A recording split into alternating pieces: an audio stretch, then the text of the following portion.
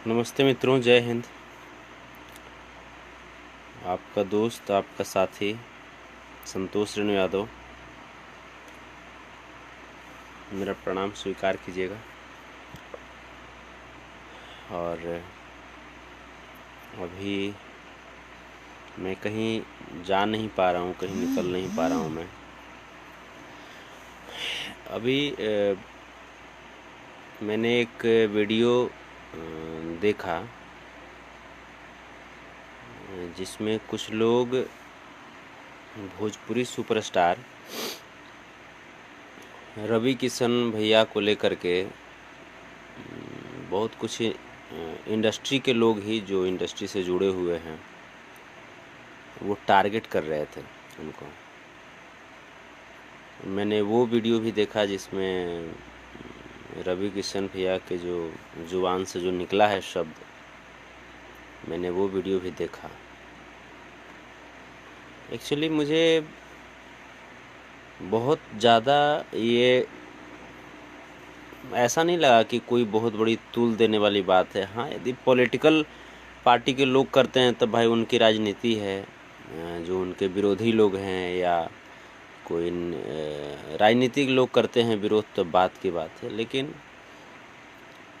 अगर कोई इंडस्ट्री का ही व्यक्ति अगर विरोध करे तो मुझे उसमें कुछ खास नहीं लगा। चूँकि देखिए, होता है क्या कि व्यक्ति जो भी हो, हम हों या आप हों, कोई भी व्यक्ति हो,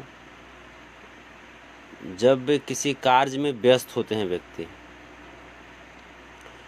तो कार्य में जब व्यस्त होते हैं तो 24 घंटे आप एकदम पैरामीटर की तरह तौल करके और एकदम फिक्स जो शब्द है वो शब्द नहीं निकाल सकते ना। होता है कभी कभी जुबान से, कभी कुछ चीज़ें आप बोलना कुछ चाहते हैं, निकल कुछ जाता है, जबकि उसका आपका कहने का भाव कुछ अलग होता है। मुझे लगता है वैसे ही कुछ निकल गया है। और नहीं तो जहाँ तक मैं रवि भैया को जानता हूँ, मैं फिल्मों की बात करूँ तो रवि भैया को ही देख करके, मनोज भैया को देख करके, दिनेश भैया को देख करके, पवन भैया, खेसारी भैया को देख करके, छोटू छलिया भैया, इन्हीं लोगों को देख करके इंडस्ट्री की ओर कदम रखा। और हमारे जैसे बहुत सारे लोग कदम रखे होंगे। तो ऐसा मुझे, जो इंडस्ट्री के लोग अगर उनको टारगेट कर रहे हैं तो ऐसा नहीं करना चाहिए। इससे इंडस्ट्री कमज़ोर हो रही है। और इसके अलावा मुझे नहीं लगता कि और कुछ चीज़ें, इसके अलावा मुझे और कुछ नहीं लगता है कि मिलने वाला है। क्योंकि आप कुछ सोच करके देखिए, मैं ख़ास करके इंडस्ट्री के लोगों से मैं कहना चाहूँगा कि इस चीज़ को सोच करके देखिए कि रवि किशन वो शख्स हैं जो कहीं न कहीं मनोज भैया से भी पहले इंडस्ट्री में आए और इंडस्ट्री को स्थापित करने में उनका बहुत ही अतुलनीय योगदान रहा है। उसके बाद मनोज भैया आए, उसके बाद दिनेश भैया आए। तो आज का जो इंडस्ट्री है, जिस इंडस्ट्री में आज लाखों लोग, करोड़ों लोग कमा खा रहे हैं, जिससे बहुत सारे लोग एंटरटेन भी होते हैं, करीब करीब 40 करोड़ जो यहाँ के जो दर्शक हैं वो जुड़े हुए हैं भोजपुरी इंडस्ट्री से।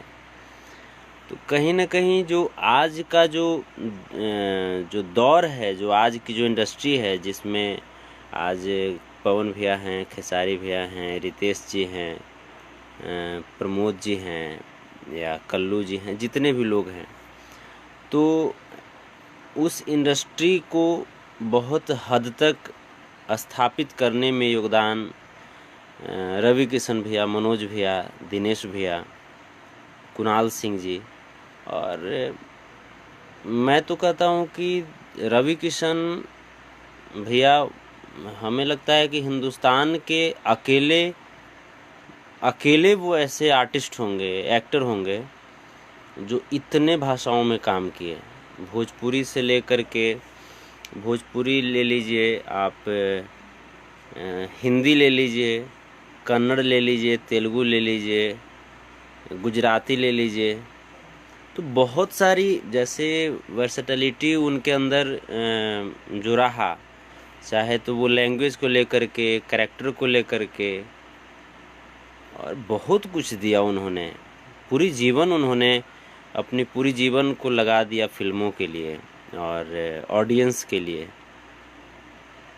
तो मुझे नहीं लगता है कि, और जिस तरीके से उनका क्रिटिसाइज लोग कर रहे हैं, तो मुझे लगता है कि और भी लोगों को, जो बड़े भैया लोग हैं, अपर लेवल के जो लोग हैं, उनको आ करके और इस मामले को रवि भैया का पक्ष रखना चाहिए। मुझे ऐसा लगता है, क्योंकि रवि भैया कहीं से भी हमको उस ठीक है निकल गया है उनके जुबान से, लेकिन मुझे नहीं लगता कि रवि भैया के जुबान से कुछ वो ऐसा चीज़ निकला है जिसको लेकर के ज़्यादा विवाद करने की ज़रूरत है। दिल से बहुत अच्छे इंसान हैं और बहुत जल्दी हम लोग कुछ भी भूल जाते हैं। अभी कुछ दिन पहले ही वो रवि किशन ही हैं जिन्होंने मुंबई जा कर के और फिल्म के जो टेक्नीशियन जो लोग हैं उनके लिए खाने पीने की बंदोबस्त भी किया और सोचा कम से कम उसके बारे में। नहीं तो कौन सोचता है? अगर मान लीजिए कि सेल्फिश होते तो क्यों सोचते ऐसा? हमने बहुत बार उनको संसद भवन में भी देखा है कि भोजपुरी को 8वीं अनुसूची में शामिल करने को लेकर के भी उन्होंने बहुत पुरजोर तरीके से अपनी बात को रखा है संसद भवन में। तो खास करके ये जो लाइव जो मैं अभी जो बोल रहा हूँ, ये डेडिकेट है जो भोजपुरी सिनेमा से जो रिलेटेड लोग हैं और जो ऑडियंस हैं उनके लिए। मैं किसी पॉलिटिकल मुद्दे पे लाइव में नहीं हूँ, क्योंकि पॉलिटिकल मुद्दे पे कुछ भी लोग बोल सकते हैं। पॉलिटिकल मुद्दे पे एक शब्द का बहुत सारा उसका भाव निकाल करके पेश किया जाता है। अपने अपने तर्क, अपने अपनी पार्टी का तर्क होता है उनका, उसके आधार पे लोगों को वो फाइट करते हैं या उनके विचारों को लोग फाइट करते हैं। लेकिन हम लोग, चूँकि सबसे पहले मैं एक आर्टिस्ट ही हूँ और उस नाते जो रवि किशन भैया हैं वो हमारे ग्रैंड सीनियर में से हैं, तो थोड़ा सा इस चीज़ का दुख हुआ मुझे कि एक ग्रैंड सीनियर को जिस तरीके से, अगर थोड़ा सा, चूँकि हर किसी से लहजा हो जाता है, थोड़ा सा हम भी बोलते हैं तो कभी कभी नहीं हो जाता है, या कोई भी बोलते हैं, दिनेश भैया बोलें या मनोज भैया बोलें, खेसारी भैया बोलें या पवन भैया बोलें, तो हो जाता है। इस चीज़ को लेकर के खास करके इंडस्ट्री के लोग अगर आप एकत्र नहीं रहिएगा तब ये थोड़ा सा अच्छा नहीं लगेगा। क्योंकि आज सोचिए, आज अगर हम सब चुप रहेंगे तो उनको कैसा, उनके अंदर कैसा फील होगा कि जिस इंडस्ट्री को मैंने बनाया, आज मेरे ऊपर जब इस तरह के कटाक्ष हो रहे हैं, तो उस इंडस्ट्री का जो व्यक्ति है आगे आकर के नहीं बोल रहा है, तो बोलना चाहिए, बचाव करना चाहिए। और बचाव क्या, मैं सच्चाई बोल रहा हूँ कि रवि किशन भैया जो हैं वो मस्त मौला इंसान, और मैंने जब भी उनसे मुलाकात हुई या टेलीफोनिक भी बातें हुई तो लगा ही नहीं, और सच्चे दिल से वो बहुत डाउन टू अर्थ इंसान है। और आप लोग महसूस भी करते होंगे, हर हर महादेव, जिंदगी झंड बा फिर भी घमंड बा, उनका डायलॉग अमर हो चुका है और अमर ही रहेगा वो। तो बस इतना ही हम कहना चाहेंगे कि जितने भी लोग हैं जो इस मामले को तूल दे रहे हैं, इसको हटाइए इस मैटर को, और इस मैटर पर से ध्यान हटाइए और कोशिश कीजिए कि हाँ, अगर आपको एक पॉलिटिकल रवि किशन जी को अगर घेरना हो तो घेरिए ना, पॉलिटिकल हम भी घेरेंगे, आप भी घेरिए, वो चलता रहेगा। लेकिन एक कलाकार के तौर पे, मैं एक कलाकार के हैसियत से मैं बोल रहा हूँ कि रवि भैया का कभी किसी के प्रति वो जो उनके जुबान से जो भी निकला कि जैसे महका था, पसीना महकता। तो इस चीज़ को मैं बोल रहा हूँ कि उनके द्वेष की भावना से देखें।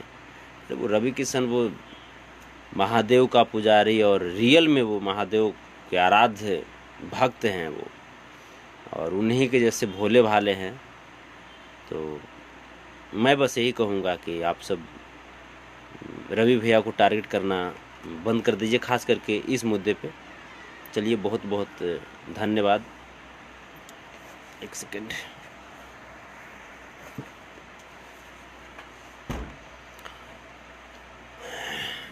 बहुत बहुत धन्यवाद। और जितने भी अगर हैं सीनियर लोग, अगर आपके फ़ैन या जिनके भी फ़ैन अगर इस तरह से उनको टारगेट कर रहे हैं, तो आप अपने अपने फ़ैन को कम से कम आ करके समझाइए कि ऐसा नहीं होना चाहिए। क्योंकि अगर ऐसा होगा तो फिर ये इंडस्ट्री में कहीं ना कहीं ये खटास आएगी। और अभी ऐसे ही इंडस्ट्री जो है बहुत, आप देख रहे हैं कि लॉकडाउन के बाद जो कलाकारों की जो स्थिति है बहुत गंभीर स्थिति है। इस पे भी सरकार को ध्यान देना चाहिए, लेकिन सरकार उदासीन व्यवहार कर रही है। बिहार सरकार को भी देख रहे हैं, बिहार सरकार के जो मंत्री हैं प्रमोद कुमार जी, उनको देख रहे हैं कि वो कह रहे हैं कि कलाकार लोग बिहार सरकार की उपलब्धि बताइए और अपनी कलाकारी का एक वीडियो बनाइए और वो आप हमको भेजिए, मेल कीजिए, तब 1000 रुपया भेजेंगे। ये बहुत बड़ी उदासीनता है कलाकारों के प्रति, बहुत हीन विचार कहा जाएगा इसको कि आप कलाकार को, आप इसका मतलब कि आप अपनी बड़ाई करवाना चाहते हैं कलाकारों से, और उसके बदले में आप 1000 रुपया आप मैंने घूस के तौर पे या भिक्षा के तौर पे देना चाह रहे हैं। ये अच्छी चीज़ नहीं है। तो जहाँ भी हैं, बस इसी चीज़ के लिए आज मैं लाया हुआ था कि इस चीज़ को ज़्यादा तूल ना दें। रवि भैया बहुत अच्छे इंसान हैं, और वो इंसान जिन्होंने इंडस्ट्री को खड़ा किया है, चाहे वो रवि भैया हों, मनोज भैया हों, उसके बाद आकर के दिनेश भैया भी जुड़े, और इंडस्ट्री में महानायक अमिताभ बच्चन जी, धर्मेंद्र जी, जया बहादुरी जी, बहुत सारे लोगों को उन्होंने लाया और भोजपुरी को नई ऊंचाइयां दी। भोजपुरी आज सिंगापुर, लंदन, बहुत दुबई, बहुत जगह पे भोजपुरी अपनी परचम लहरा रही है। तो अपने ग्रैंड सीनियर को प्लीज़ समझिए उनके भाव को, और इस मामले को ख़त्म कीजिए। और रवि भैया बहुत अच्छे इंसान हैं, मैं इस बात को बता रहा हूँ।